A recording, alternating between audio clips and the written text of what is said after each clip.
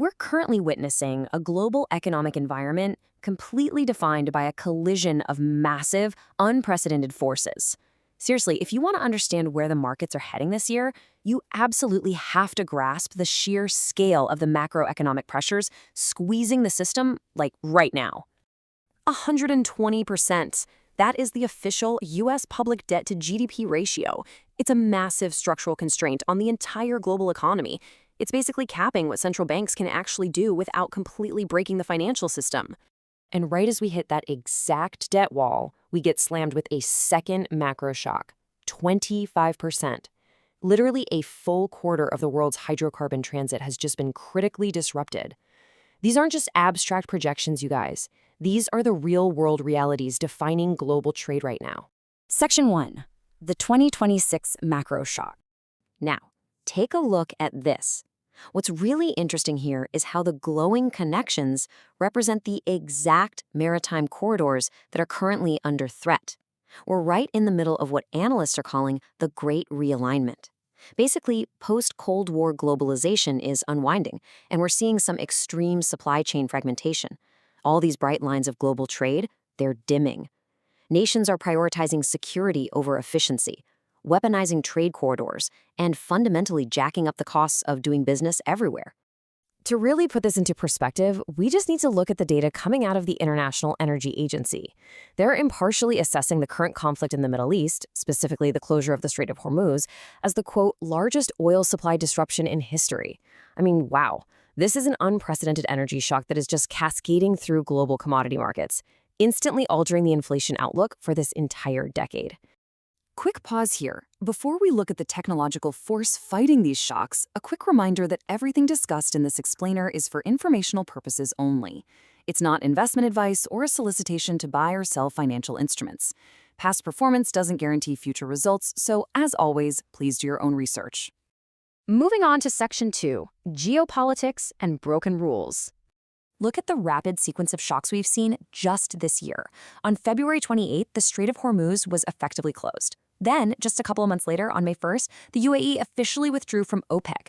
That crumbled the traditional oil for security architectures that have literally defined the Middle East for half a century. And by mid-2026, we've seen a complete global shift away from multilateral institutions, moving directly toward highly transactional, bilateral trade rules. A massive driver of this fragmentation is coming straight from the United States, with what strategists have dubbed the Donroe Doctrine. Now, regardless of where you fall on the political spectrum, from a strictly macroeconomic standpoint, this is a profound inward shift. It's an aggressive stance focused on strict border security and hemispheric dominance. In market terms, this doctrine acts as a major driver of trade friction and tariffs, serving as a really powerful inflationary force as global supply chains are basically forced to localize. These shocks build directly into the thematic shifts Morgan Stanley is tracking for 2026. Notice the second item on this list. End of one money. Because of all this geopolitical friction, nations are tactically diversifying away from U.S. dollar-centric channels. Countries are aggressively securing their own supply chains, their own critical minerals, and building alternative payment systems. Why? To shield themselves from sudden tariff shocks or sanctions. Okay, Section 3, the AI productivity shields. $3 trillion. That's the staggering scale of the artificial intelligence infrastructure build-out that Morgan Stanley projects will flow through the global economy by 2028. $3 trillion. We're talking about an industrial build-out on a scale we honestly haven't seen in generations. Data centers, semiconductor foundries, and the massive power grids required to actually run them all. So, the crucial takeaway here is that this unprecedented AI investment is acting as a global productivity shield. The nonlinear productivity gains from AI diffusion are actually offsetting the rising costs of those fractured supply chains and higher energy prices we just talked about. This exact technological leap is why the IMF's global growth projection remains incredibly resilient at 3.3%. It's actively preventing a 2026 global recession, completely despite the macro shocks we're dealing with. By the way, if you're finding this breakdown of 2026's economic forces valuable, hit that subscribe button right now.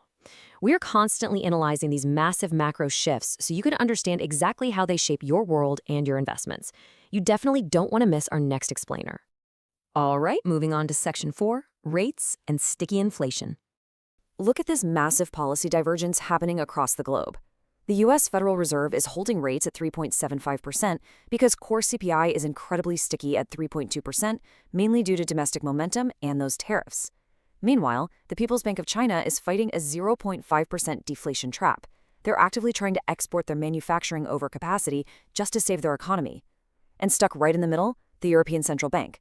They are absolutely squeezed by the Middle East energy shock, but unable to hike rates without crushing what little growth they have left. The unified global monetary policy we saw back in the 2010s, yeah, that's completely dead. And this brings us to a frankly terrifying structural reality, the age of capped real rates. Remember that 120% US debt to GDP figure from our opening? Right. Well, because of those astronomical sovereign debt levels, central banks are effectively trapped. They literally cannot hike interest rates high enough to actually crush inflation. Why? Because if they do, governments will default on their debt interest payments. It's a catch-22. The consequences of this trap are severe, guys. We aren't in a higher for longer rate environment anymore. We're in a higher for no longer environment. The system is structurally forced to let inflation run hotter rather than trigger sovereign defaults, and this creates a vicious K-shaped divide. Think about it. Corporate earnings for early AI adopters are surging, while everyday consumers, your wallets, are increasingly pressured by a really sticky cost of living crisis. Which brings us to our final part, Section 5, the hard asset rotation. So, we've established the debt trap, the energy shock, the AI boom, and sticky inflation. Where does all this mean the smart capital is actually flowing? It's flowing here, $5,000 plus. This is the aggressive target for gold emerging from major institutions right now, like JP Morgan and Bank of America. When central banks are trapped by debt and literally forced to debase their fiat currencies just to survive, the ultimate market conclusion is a massive flight to safety. The final survival strategy is actually pretty clear. Investors are completely abandoning traditional fixed income bonds. Instead, they're executing a massive rotation into hard assets. Gold is serving as the ultimate inflation hedge. Bitcoin is seeing massive adoption through institutional custody as this sort of digital gold. And critical commodities like copper, they're surging because, well, you literally cannot build a $3 trillion AI power grid without it.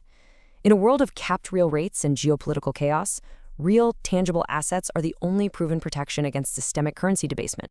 This transition into hard assets and AI is moving faster than anyone predicted.